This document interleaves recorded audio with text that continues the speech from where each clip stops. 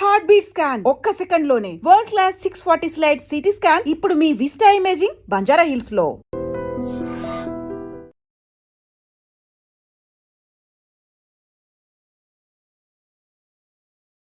ఇప్పుడు మీరు మీ నియోజకవర్గానికి సంబంధించి వెంకటేష్ నేతను తీసుకొచ్చారు, మీరే బీఆర్ఎస్ లోకి తీసుకొచ్చిండ్రు, ఆ తర్వాత గెలిపించుకున్నారు, ఆ తర్వాత మీ మీద కోపంతోనేనా ఆయన బీజేపీలోకి వెళ్ళిపోయింది?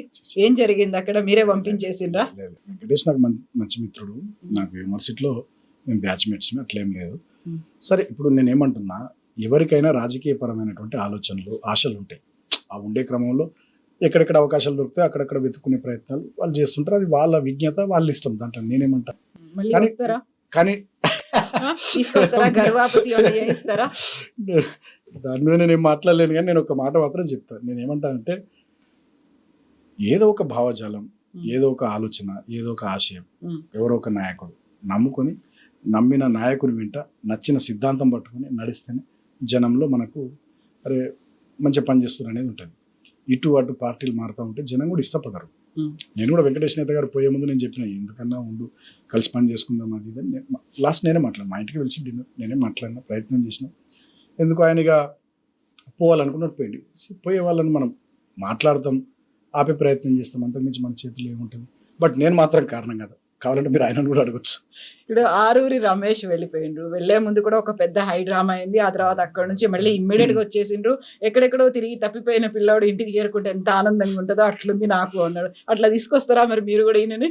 నేను మాట్లాడలేదు, ఆయన ఇంట్రెస్ట్ ఏందో నాకు తెలియదు. ఈ అంశం ఇప్పుడు మీరు ఫస్ట్ అడుగుతున్నారు. ఇప్పటిదాకా నాకు కూడా ఆలోచన లేదు, ఆయన కూడా నన్ను ఎప్పుడు అడగలేడు. చూద్దాం భవిష్యత్తులో. ఓకే, అక్కడ కంఫర్టబుల్ గా ఉన్నారా, ఎట్లున్నారు, ఏంది అనేది మీకు క్యాడర్ ఏం చెప్పారా మీకు? అంటే జనరల్గా అప్పుడప్పుడు ఏదైనా పండుగలు ఉంటే విషెస్ చెప్పుకుంటాము, ఎప్పుడైనా కలిస్తే ఫంక్షన్స్లో హాయ్ బాయ్ అంతవరకు తప్ప. ఒకరి రాజకీయ ఎదుగుదల, ఒకరి రాజకీయ పరమైనటువంటి ఆలోచనల్లో మనం ఎట్లా జోక్యం చేసుకుంటాం, తన ఆలోచించుకోవాలి. ఏ పార్టీలో ఉండడం కరెక్ట్, ఇట్లా ఉండడం కరెక్ట్ ఏంది అనేది. నిజానికి కూడా ఆయన పోవద్దు యాక్చువల్గా, ఎందుకంటే కేసీఆర్ గారు ఎంపీని చేసారు, అంత మంచి అవకాశం, పార్టీలో నుంచి పోయేది కాదు. సో సుమన్కి ఒక పర్సనల్ క్వశ్చన్, ఏమన్నా వ్యక్తిగతంగా మార్పులు ఏమన్నా వచ్చాయా మీరంతటా మీరు ఏమైనా చేసుకున్నారా? చుట్టూ ఉన్నటువంటి పరిస్థితుల ప్రభావమా? ఏం మారలేదా? యాజ్ ఇట్ ఈజ్ అట్లనే ఉన్నారా మీరు? గతంలో నేను ఎప్పుడు ఇలా ఇంత బొట్టు పెట్టుకొని కనిపిస్తున్నారు, మెళ్ళో కూడా ఏదో ఒక మాల వేసుకున్నారు, అది కనిపిస్తున్నది నాకు. భక్తి పెరిగిందా లేకుంటే భయం పెరిగిందా, ఏంది అసలు? నేను అసలు భయపడడం మీకు తెలుసు నా గురించి. భయం అనేది ఏం లేదు, కానీ భక్తి ఉంటుంది కదా నాకు. మొదటి నుంచి భక్తి ఉంది, విశ్వాసం ఉంది. సో ఇది కరంగల్ మాల మా మందమరిలో మా యూత్ లీడర్ ఉంటాడు పాండ్య అని, ఆ మధ్య ఏదో తను కాశీకి వేయండు. సో ఈ గొడవలు అవి ఇవి అంత అవుతున్నాయి కదా, తీసుకొచ్చి అన్న నువ్వు కంపల్సరీ వేసుకోవాలని దేవుని దగ్గర మొక్కించి మరి నాకు వేసిండు. మా వాడు నెగటివ్ ఇంపాక్ట్ అన్న నీకు మంచి జరగాలి, నేను మొక్కుకొని వచ్చిన తీసుకొచ్చిన వేసిండు. అంతేనా? ఇంకా అంతకు మించి ఏం మార్పులు రాలేదు. So over the period of time ఒక మెచ్యూరిటీ లేకుంటే మీరు ఈ బాధ్యతాయుతమైనటువంటి పదవులు వీటన్నిటి తర్వాత కొంచెం మారుతుంది అనేది ఉంటుంది కదా? డెఫినెట్గా. ఇప్పుడు నేనేమంటున్నా, ఒక ఏజ్ వచ్చిన కొద్దీ మెచ్యూరిటీ వస్తుంటుంది, ఎదురు దెబ్బలు తగిలిన కొద్దీ గుణపాఠాలు వస్తుంటాయి, నేర్చుకుంటూ ఉంటాం. Life is continuously learning process. గెలుపులు ఓటములు ఇవన్నీ సహజము, నడుస్తూ ఉంటుంది. సో చాలా అంశాల్లో అంటే నేను ఒకనాడు 2014లో ఎంపీ అయ్యే నాటికి నా వయసు 30 ఏళ్ళు, ఇవాళ నా వయసు 42 ఏళ్ళు. 30 ఏళ్ళకు నేను ఎంపీ అయినా, 35 ఏళ్ళకి ఎమ్మెల్యే, ప్రభుత్వ విప్పు, జిల్లా పార్టీ అధ్యక్షుని అయినా, 40 ఏళ్ళకు ఓడిపోయినా. సో అంతకుముందు 30 ఏళ్ళకు ముందు 2003 నుంచి 2014 వరకు సుమారు 11 సంవత్సరాలు తెలంగాణ ఉద్యమంలో పనిచేసిన. అంటే నాకు 4 రకాల అనుభవాలు. ఉద్యమంలో పనిచేసిన అనుభవం, పార్లమెంట్ సభ్యుడిగా జాతీయ రాజకీయాలు, పార్లమెంటరీ వ్యవస్థ దానికి సంబంధించిన అనుభవం, ఎమ్మెల్యేగా, ప్రభుత్వ విప్గా, రాష్ట్ర స్థాయిలో గవర్నెన్స్, నియోజకవర్గము, ప్రజలు, ఈ రకమైనటువంటి అనుభవం. ఓడిపోయిన తర్వాత ప్రతిపక్ష పార్టీగా ఇదో రకమైన అనుభవం. 4 రకాల అనుభవాలు వచ్చినాయి. మరి ఇంత చిన్న వయసులో 4 రకాల, నేను ఎప్పుడు బహుశా 20 ఏళ్ళ వయసులో హైదరాబాద్కి వచ్చిన యూనివర్సిటీకి, ఎంఏ ఇంగ్లీష్కి. అప్పటి నుంచి ఇప్పటి వరకు ఆల్మోస్ట్ ఆల్ 22-23 ఏళ్ళ ఈ సుదీర్ఘమైనటువంటి ప్రస్థానంలో చాలా అనుభవాలు వస్తుంటాయి. డెఫినెట్గా రాటు తేలినా, గట్టిగా అయినా. ఒకప్పుడు కొంచెం విమర్శలు అవి వస్తే కొంచెం మనసు నొచ్చుకునేది, ఇప్పుడు దేక్లింగ్ పర్లేదు రాని. అంతే కదా. సో అంటే గుండె గట్టిగా అయింది, మనసు కూడా గట్టిగా అయింది. ఎదురు దెబ్బలు తగులుతున్న కొద్దీ సో ఏజ్ పెరుగుతున్న కొద్దీ మనం కూడా నేర్చుకుంటున్న కొద్దీ నేను చెప్పిన కదా 4 రకాలైనటువంటి అనుభవాలతో నేను కూడా కొంచెం గట్టిగా అవుతున్నా, ఇంకా గట్టిగా అవుతా రాబోయే రోజుల్లో. సో స్టూడెంట్ లీడర్ గా ఉన్నటువంటి సుమన్లో ఒక దూకుడు స్వభావం అనేది ఉండదు, అది కొంచెం తగ్గిందా? Still it is there. మొన్న చూసారు కదా అంటే అప్పుడు కూడా మీరు గమనిస్తే మనం చాలా సందర్భాల్లో ఆర్ట్స్ కాలేజ్ కాడ టీ తాగినాం, ఇంకా ఓపెన్ క్యాంటీన్ దగ్గర, మీకు గుర్తుండాలి. నేను ఆర్ట్స్ కాలేజ్ ముందు మీడియాని అడ్రస్ చేసే సందర్భాలు కానీ సభల్లో అక్కడ దీక్షా శిబిరం నడుస్తుంటే స్పీచ్ ఇచ్చినటువంటి సుమన్కు ఆర్ట్స్ కాలేజ్ వెనకాల మనం అందరం విలేకరులు ఫ్రెండ్స్ అందరం కూర్చొని ఓపెన్ క్యాంటీన్లో ఛాయ్ తాగిన సుమన్కి ఎంత డిఫరెన్స్ ఉంటుంది. ఆర్ట్స్ కాలేజ్ ముందు నేను ఎట్లా మాట్లాడేది మీటింగ్లో, వెనకకు వచ్చి మనం చిట్ చాట్ చేసుకుంటూ ఛాయ్ తాగుతున్నప్పుడు నేను ఎట్లా మాట్లాడేది.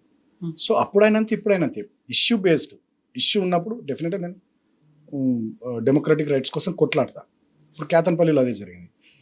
ఇప్పుడు మంచిగా కూల్గా మాట్లాడుకుంటున్నాం మనం. ఏముంది ఇవాళ అసెంబ్లీ కూడా పోయినా చాలా మంది కాంగ్రెస్ వాళ్ళు కలిసిర్రు, బీజేపీ వాళ్ళు కలిసిర్రు, మా పార్టీ వాళ్ళు కలిసిర్రు, అందరూ మంచిగా నవ్వుకుంటూ మాట్లాడుకున్నారు. ఏమంటే ఇష్యూ బేస్డ్ ఏదైనా. ఓకే, సో ఇప్పుడు ఎట్లా మీరు అసెంబ్లీకి వెళ్ళిండ్రు, అసెంబ్లీ సెషన్స్ అవుతున్నాయి. ఈ అవుతున్న సమయంలోనే ఒక న్యూస్ ఏంటంటే కేటీఆర్కి ఫార్ములా ఈ కార్ రేసింగ్ కి సంబంధించి ఛార్జ్ షీట్ లో తను A1 గా నమోదైంది. ఎట్లా చూస్తున్నారు, ఏం జరుగుతుంది? ఇవన్నీ డైవర్షన్ టాక్టిక్స్, కక్ష సాధింపు చర్యలు. మొన్న నిన్ననే కేటీఆర్ గారు తెలంగాణ స్పీకర్కి, శాసనసభ స్పీకర్ ప్రసాద్ గారికి ప్రైవేట్ మెంబర్ బిల్ 6 గ్యారంటీలకు చట్టబద్ధత కల్పించాలని కోరుతూ ప్రైవేట్ మెంబర్ బిల్లు శుక్రవారం నాడు మేము పెట్టుకోవడానికి అవకాశం ఏంటని చెప్పి రిప్రజెంటేషన్ ఇచ్చారు.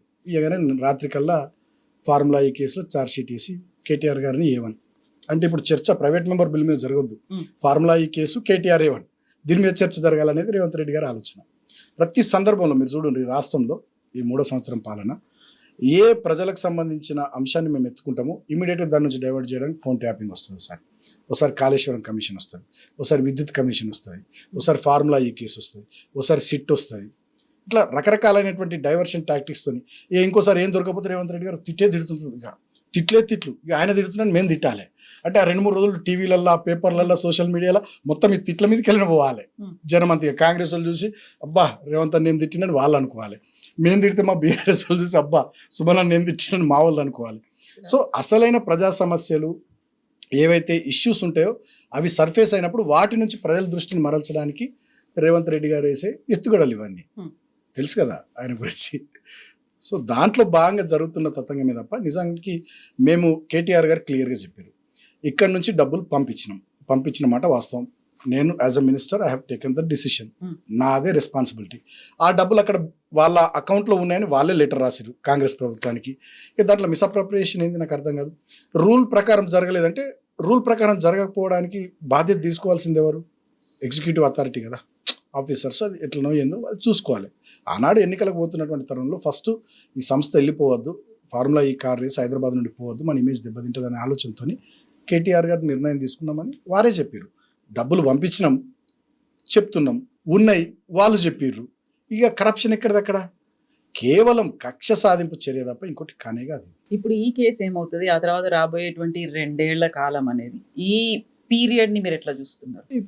రాబోయే 2 సంవత్సరాలు కూడా ఈ ప్రభుత్వం మీద మేము గట్టిగా రుణమాఫీ అందరికి కాలేదు, రైతు బంధు వస్తలేదు, తర్వాత బోనస్ వస్తలేదు రైతాంగానికి, పండిన పంటలు కొనట్లేదు, కరెంటు సక్క ఇయ్యట్లేదు, ఊళ్ళల్లో నీళ్ళు ఇస్తలేరు. సో రైతాంగానికి సంబంధించిన సమస్యలు. మహిళలకు సంబంధించి ఇప్పుడు కేసీఆర్ కిట్ పథకాన్ని బంద్ చేశారు, గర్భిణీ స్త్రీలకు సంబంధించి కంటి వెలుగు కార్యక్రమం లేదు, పెద్ద మనుషులకు సంబంధించి. అదేవిధంగా కళ్యాణ లక్ష్మి లేదు, తులం బంగారం లేదు. సో మహిళలకు సంబంధించిన కార్యక్రమాలు డెఫినెట్గా అవన్నీ జరగాలి. బీసీలకు 42% రిజర్వేషన్ ఇస్తున్నారు, బీసీల తరఫున కొట్లాడతాం. ఎస్సీ ఎస్టీలకు సంబంధించి అనేక హామీలు ఇచ్చారు. ప్రభుత్వ స్థలం ఇచ్చి 6 లక్షలతో ఇల్లు కట్టిస్తామన్నారు. ఎన్ని ఇల్లు కట్టిరు? 3వ సంవత్సరం పాలన వస్తుంది.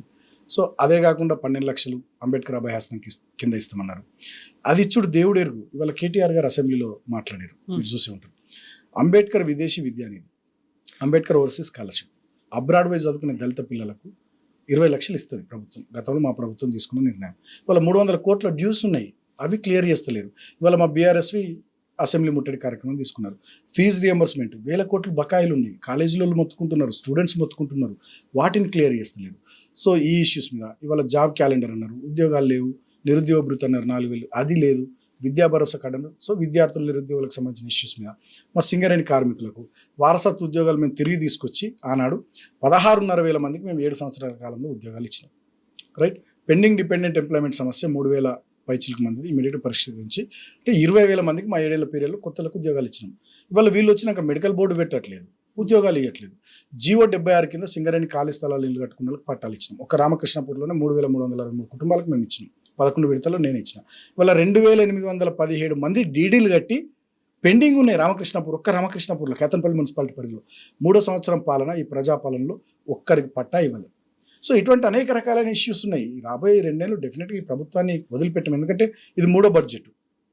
ఈ 3వ బడ్జెట్ తర్వాత వచ్చేది 4వ బడ్జెట్, తర్వాత ఓట్ ఆన్ అకౌంట్ బడ్జెట్. అది ఎలక్షన్స్ ముందు పెద్ద లెక్కలోకి రాదు. కాబట్టి ఈ 3వ బడ్జెట్లో వీళ్ళ కేటాయింపు లేనిది ఆచరణ ఇంత మేరకు అనేటటువంటి విషయాల్లో డెఫినెట్గా ప్రభుత్వాన్ని అసెంబ్లీలో నిలదీస్తాం, కౌన్సిల్లో నిలదీస్తాం, బయట కూడా ఎండగడతాం. ఖచ్చితంగా అన్ని ఫోరమ్స్ను వాడుకొని ఈ ప్రభుత్వం ప్రజలకు ఇచ్చినటువంటి హామీలు నిలబెట్టుకునే విధంగా మా పోరాటం ప్రధాన ప్రతిపక్షంగా కొనసాగుతుంది. నెక్స్ట్ మేము సుమన్ ఎట్లా చూడొచ్చు? కేసీఆర్ గారు ఎట్లా చూడాలనుకుంటే మీరు అట్లా చూడొచ్చు. అది మన చేతుల్లో లేదు. నాకేముందంటే నేను మళ్ళీ చెన్నూరు ఇప్పుడు నేను బాగా పనిచేసిన, కష్టపడ్డం, సరే ఓడిపోయాను. చెన్నూరా పెద్దపల్లి ఎంపీయా? చెన్నూరే. నాకు ఇంకొక 2-3 టర్మ్లు రాష్ట్ర రాజకీయాల్లో ఉండాలన్నది. నా ఏజ్ ఇప్పుడు 42. ఇప్పుడే మళ్ళీ తొందరపడి ఎందుకు పార్లమెంట్. పెద్ద సార్ అన్నాడు అనుకోని పోరా మరి పెద్దపల్లికి. పెద్ద సార్ అంటే ఈసారి మాత్రం నేను పెద్ద సార్ కూడా రిక్వెస్ట్ చేస్తాను. నేను డిసైడ్ అయినా ఈసారి నేను చెన్నూరు నుండి ఎమ్మెల్యేకి పోటీ చేయాలి. ఎందుకట్లా? చెన్నూరు నుండి నేను గెలవాలి ప్రజల ఆశీర్వాదంతో, మా కార్యకర్త. ఎందుకంటే మొన్న మీరు చూసిరు 5 రోజులు ఫైట్ జరిగితే మా కార్యకర్తలు నన్ను గుండెల్లో పెట్టుకుని ఎట్లా చూసుకున్నారు. 17వ తేదీ నాడు రాత్రి ఈవినింగ్ 7కి నా మీద కేసు అయింది. నన్ను అరెస్ట్ చేస్తారని తెలిసి 500 మంది కార్యకర్తలు తెల్లారి దాకా మా నాయకుల కార్యకర్తలు సలిమంట పెట్టుకుని ఉన్నారు మా ఇంటికాడ. ఒక్కరు పడుకోలే. రాత్రి పోలీసు వాళ్ళు డ్రోన్ ఎగిరేసారు అర్ధరాత్రి. మా ఇంటి దగ్గర ఎంతమంది ఉన్నారు చూడడానికి, నమ్ముతారా మీరు? సో అయినా కూడా మా కార్యకర్తల నాయకులు నేను లోపల పడుకుంటే అందరూ కూడా పడుకోకుండా తెల్లారులు మెలకువతో ఉన్నారు. నేనే పొద్దున్న 6 o'clock లేచి వచ్చి ఎందుకు ఏదో ఎడుతుంటే అదైతే ఏముందని నేను చెప్పిన. అట్లా అంత మంచి కార్యకర్తల నాయకులు ఉన్నారు, ప్రజలు మంచిగా ఉన్నారు.